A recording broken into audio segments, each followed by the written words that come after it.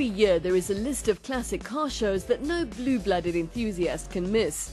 Cars in the Park, the George Old Car Show and Angela's Picnic are the first that spring to mind. And now there's another one at the Nasrec Expo Centre that's sure to become an institution. We first had our first one in Callisto, second one in News Cafe, our third one we had to move it to Nasrec. Today we've got over 2,000 classic cars here. Muscle, V8s, hot rods, there's everything. This classic car show wasn't only about Mustangs and Morgans. There was also a sizable contingent of left fielders.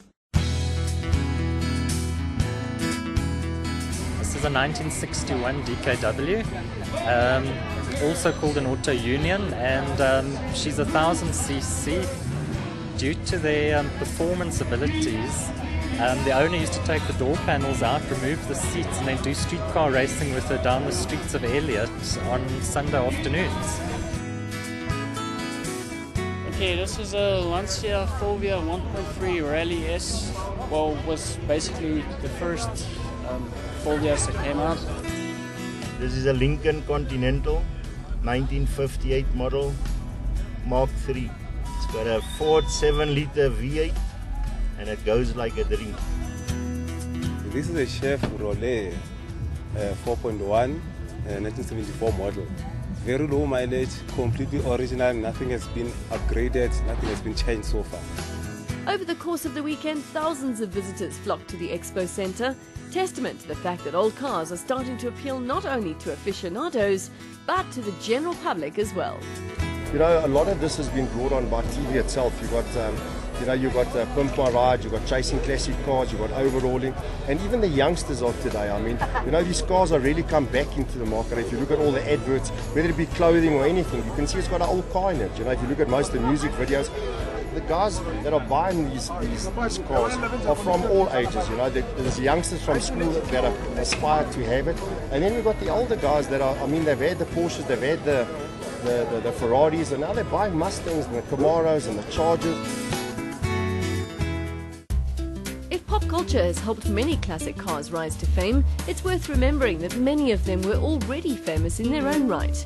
The Mark III Continental, for instance, at 5.8 meters, is one of the largest unibody cars ever built. Weighing in at more than 2.3 tons, it is also one of the heaviest. But of course, it does boast a fair amount of kit. It's got full electric windows, even the rear window slides down. And it's got an automatic pickup that when you're driving with your brides, it will switch off to dims automatically. For a 1958 was a good feature. This car, I think, originally was brought out from the USA for a movie. People really appreciate this kind of car. The little Fulvia Rally is a textbook example of the Pygmalion effect. Towards the end of its life in 1972, the 1600 HF won the FIA Cup, that was later to become the WRC. It's unique, you don't see it. Everything about it's different. The controversy, the engine. I mean, if you look at the engine, it's a narrow V4. You don't see engines like that around here. It's got disc brakes, front, back.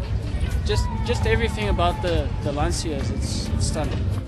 My dad bought it in the early 80s, I believe. It was around about 1981, and he restored it then, and it's been in.